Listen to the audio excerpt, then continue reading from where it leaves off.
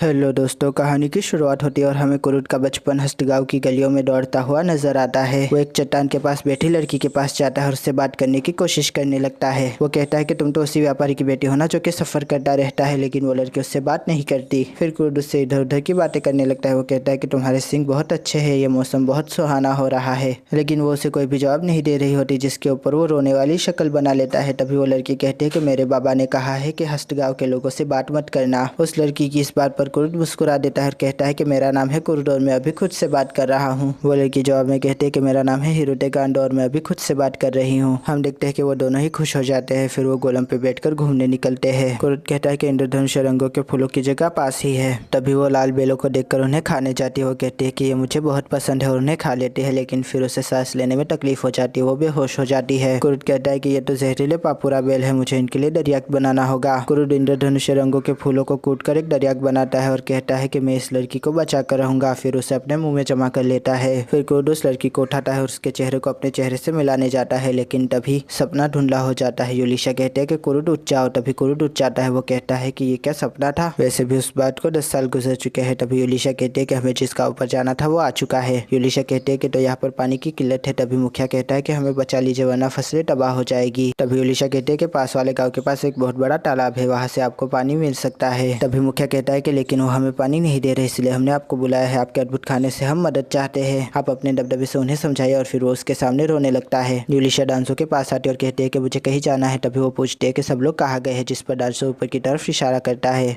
वो कहता है कि पंछी संभालने वाले बूढ़े के पेट में दर्द है, इसलिए वो पंछी संभाल रहे हैं। उन्होंने कहा कि जब तक तुम अपना काम निपटाती हो हम पंछी संभालेंगे। तभी यूलिशा कहते हैं कि पंछी इसमें तो कोई दिक्कत की बात नहीं है। फिर वो कहते हैं कि मैं पड़ोसी गांव में बात करने जा रही हूँ, जिस पर डॉन से कहता है ठीक है। दूसरी मुखिया भी रोती हुई घुटनों पे आ जाती है। वो यूलिशा से कहती है कि हमारे पानी की समस्या को हल करे वरना हम तबाह हो जाएंगे। जिसके ऊपर यूलिशा कहती है कि यहाँ पर भी पानी की समस्या है, इससे तो हमें बारिश का इंतजार करना पड़ेगा। तभी वहाँ पर दो गाँव वाले हाफते कांपते हुए मुखिया मुखिया चिल्लाए चले आते हैं। वो कहते हैं कि वहाँ पहाड़ के पास कुछ हुआ है। तभी यूलिशा पहाड़ के पास आ जाती है। वो देखते हैं कि वहाँ पर एक तालाब होता है। शीना और कांजो वहाँ पर पहले से ही चौंके हुए नजर आते हैं। तभी वहाँ पर यूलिशा कहते हैं कि यहाँ पर एक बहुत बड़ा तालाब है, इसमें तो बहुत सारा पानी है। तभी शीना कहती है कि यहाँ थोड़ी देर पहले कुछ भी नहीं था, ये पानी अभी अभी भरा है। तभी वहाँ पर कुरुद हर्षोल्लास करता हुआ आता है। तभी यूलिशा कहते हैं कि तुम तो पंछियों की देखभाल कर रहे थे। जिस पर कुरुद कहता है कि हाँ, उन पंछियों को प्यास लगी थी इसलिए मैंने थोड़ा पानी तालाब से ले लिया। वो पूछता है कि तुम्हारी चर्चा खत्म हुई या नहीं। तभी यूलिशा कहते हैं कि अभी नहीं, लेकिन दोनों ही मुखिया अपने घुटनों पे आ जाते हैं और यूलिशा का आभार व्यक्त करते हुए कहते हैं कि आपने हमारी समस्या को इस अनोखे अंदाज से सुलझा दिया, आपका बहुत बहुत शुक्रिया। लेकिन तभी यूलिशा कहती है कि रुक जाइए रुक जाइए। तभी कुरुद उस नज़ारे को देखकर कहता है कि इतनी जल्दी समस्या को सुलझा भी दिया, क्या बात है यूलिशा।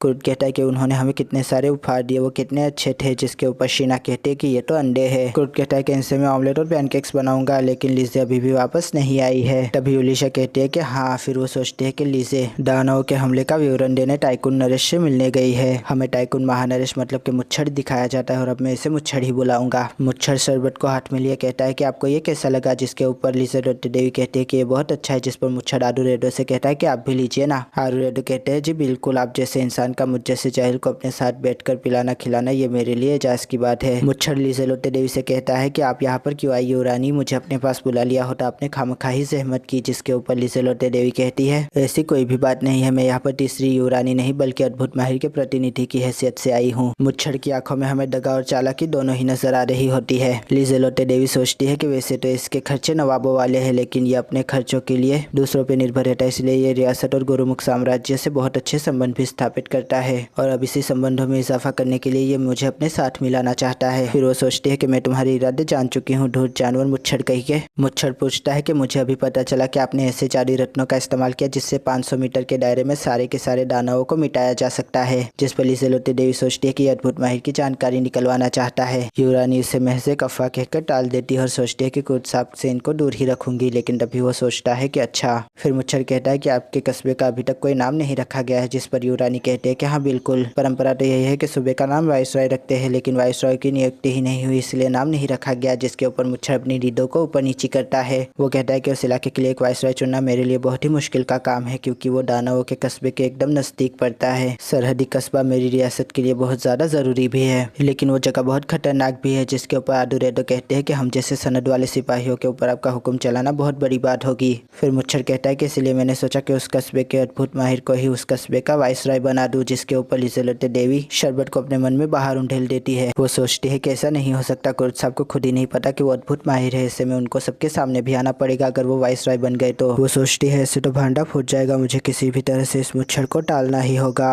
वो बात को घुमाते हुए कहते हैं कि मैं इसका फैसला नहीं कर सकती महानरेश मुच्छर। मुच्छर कहता है कि ये तो बहुत अजीब बात है युवरानी, आप उनकी प्रतिनिधि बनकर आई है, जिस पर युवरानी समझ जाती है कि वो फंस गई। महानरेश मुच्छर कहता है कि आपको यहाँ भेजा गया है, मतलब कि आपको उनकी तरफ से मुआहदा तय करने का हक है, और पिछले दिनों जो कारनामा उन्होंने सरअंजाम दिया उसकी वजह से हमारे कई सारे सिपाही बच गए दानवों की लड़ाई में, और इसलिए किसी भी योद्धा को इसके ऊपर कोई एतराज नहीं होगा। तभी वो जनरल की तरफ देखने लगते हैं। लिजेलोटे देवी सोचती है कि अगर मुझे पता होता कि यहाँ पर ये बात होने वाली है तो जनरल को कुरुद की असलियत बता के यहाँ लेकर आती। ऐसा वैसा कुछ मत बोल दीजिएगा जनरल आउरेडो। तभी जनरल आउरेडो जोश में आकर टेबल पर हाथ मारते हुए कहते हैं कि ये तो बहुत अच्छी बात होगी, सभी योद्धा इससे बहुत ज्यादा खुश हो जाएंगे। तभी हमारी राजकुमारी कहते हैं कि हाँ बिल्कुल, जिसके ऊपर मुच्छर कहता है कि तो फिर तय हो गया। लेकिन युवरानी मैं आपका मौकिफ भी जानना चाहूंगा, कहीं ऐसा तो नहीं है कि अद्भुत माहिर में कोई ऐसी खामी हो जिसकी वजह से वो इस पद के योग्य ना ठहरे। जिसके ऊपर युवरानी की मोहब्बत को जोश आ जाता है। वो तेज में आके कहती है कि ऐसा हो ही नहीं सकता कि उनमें कोई खामी हो, अद्भुत माहिर सर्वगुण संपन्न है, उनके जैसा इस देश में नहीं इस पूरी दुनिया में कोई भी नहीं है। तुम जैसे मुच्छर का उनके खामी के बारे में बात करना एक अपमान की बात है। लेकिन तभी वो अपना मुंह बंद कर देती है और सोचती है कि मैंने भंड मार दिया। तभी मुच्छर अपने हाथ को मसलने लगता है और कहता है कि वाह क्या बात है, क्या खबर है, क्या खबर है।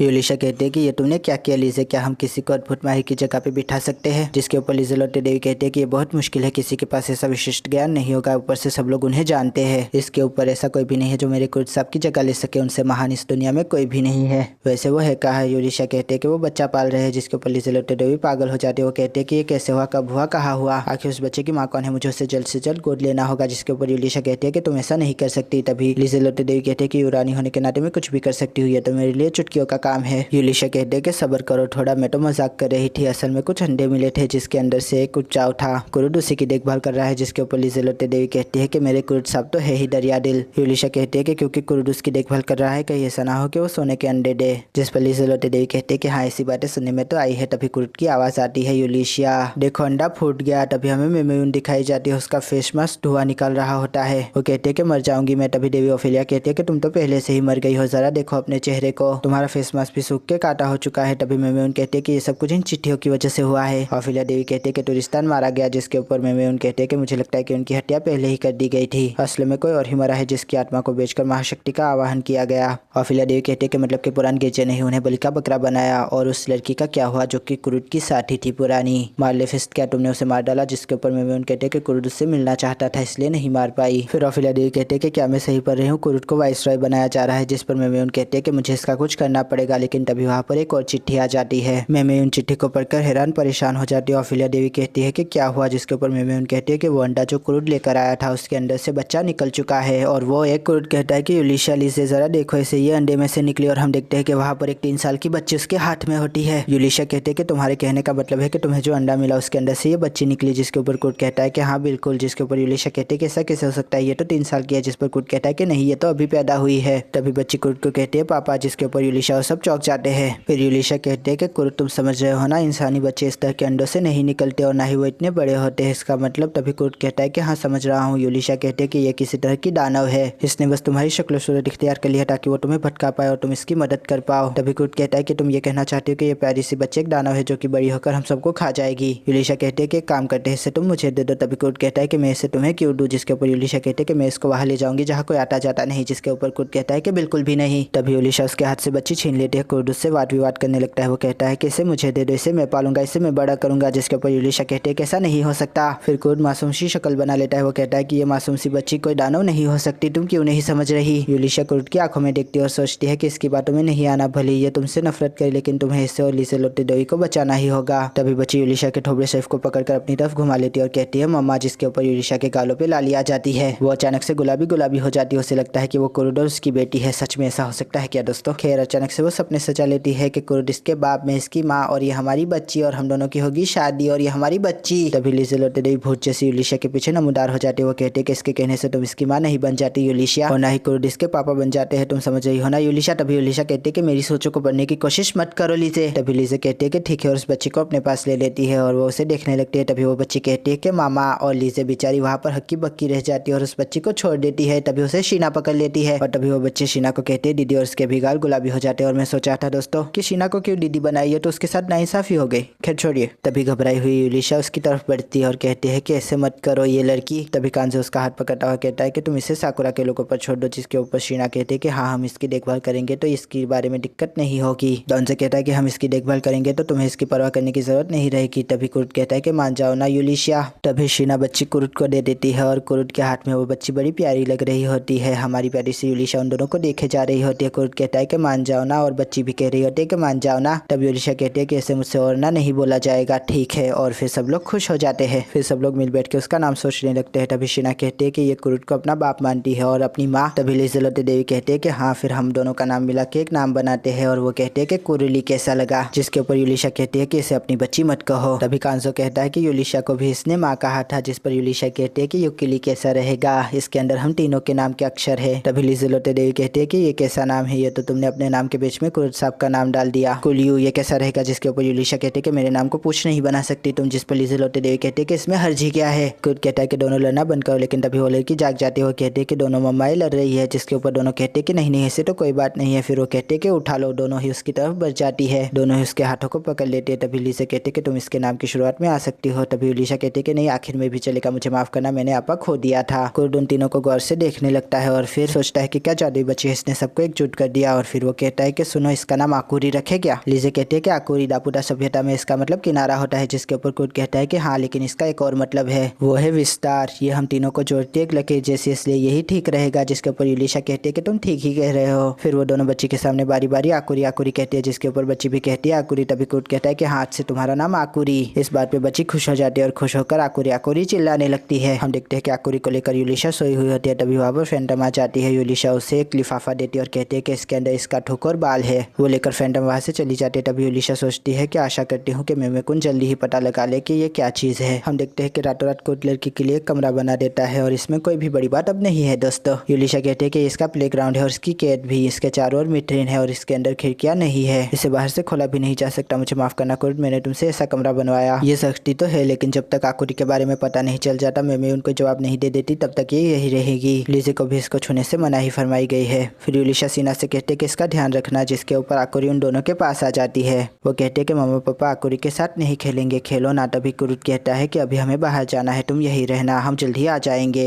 और शीना दीदी को बिल्कुल भी तंग मत करना, जिसके ऊपर आकुरी कहती है ठीक है और मुस्कुराने लगती है। वो दोनों ही घोड़ा गाड़ी पे एक जगह जा रहे होते। तभी यूलिशा कुरुट से कहते हैं कि हमें अपना काम जल्दी करना है ताकि हम जल्दी जाकर आकुरी से खेल पाए। कुरुट इस बात पे थोड़ा शर्माता है और कहता है कि हाँ बिल्कुल। और फिर हम देखते हैं कि वहाँ पर आकुरी की आवाज़ आने लगती है। तभी यूलिशा कहते हैं कि ये आवाज़ तुमने सुनी या मेरा भ्रम था, जिस पर कुरुट कहता है कि आवाज़ तो आई थी, शायद बगी के अंदर से आ रही है। तभी वो दरवाज़ा खोल देते हैं। हम देखते हैं कि आकुरी बगी के अंदर बैठी हुई होती है। वो कुरुट को देखकर कहती है पापा, और फिर उसकी गोद में आ जाती है और कहती है कि यूली मम्मा। यूलिशा कहते हैं कि आकुरी तुम यहाँ कैसे आई, जिसके ऊपर वो कहते हैं कि हुश करके आ गए। तभी यूलिशा सोचती है कि हुश करके कैसे आया जाता है। कुरुट कहता है कि माफ करना, मुझे लगता है कि कमरे में कोई दरार रह गई होगी जिससे ये बाहर निकल आई, हमें वहाँ पर वापस जाना होगा, सब लोग इसे ढूंढ रहे होंगे, परेशान हो रहे होंगे। तभी वहाँ पर फैंटम आ जाती है, वो अपना हुलिया बदल लेती है। तभी यूलिशा कहती है कि शायद वो सरहदी कस्बे जा रही है, जिस पर कुरुट सोचता है कि यूलिशा कितनी होशियार है, वो बस देखकर पता लगा लेती है कि कौन कहाँ जा रहा है। मुझे विश्वास नहीं होता कि इसी ने कल कहा था कि हमें इसे अपने पास नहीं रखना चाहिए क्योंकि ये हमें नुकसान पहुंचा सकती है। लेकिन अगर मैं गलत हुआ तो क्या होगा, अगर ये बच्ची सच में दानव निकली तो मैं अपने स्वार्थ के लिए सबको परेशान तो नहीं कर रहा, कहीं मैं सबको खतरे में तो नहीं डाल रहा। फिर उसकी आंखों में आंसू आ जाते हैं। तभी वो लड़की कहती है कि क्या हुआ पापा। तभी यूलिशा भी उसके पास आ जाती है और कहती है कि क्या हुआ कुरुट। तभी कुरुट अपने आंसुओं को पोंछ देता है और कहता है कि कुछ नहीं हुआ। यूलिशा कहते हैं कि इस बच्ची को लेकर हम दोनों ही गलत नहीं थे कुरुट, मुस्तकबिल में क्या होगा ये कोई नहीं जानता, लेकिन हमें पूरी कोशिश करनी है कि जो हो अच्छा हो। जिसके ऊपर कुरुट थोड़ा गमगीन हो जाता है। वो कहता है कि सही कहा, मैं इसके मुस्तकबिल के लिए कुछ भी करूंगा, वो सब जो मेरे बस में हुआ। तभी वहाँ पर एक बूढ़ा इंसान आ जाता है। वो कहता है कि अच्छा हुआ तुम आ गई, यात्री भी और उसकी दासी भी,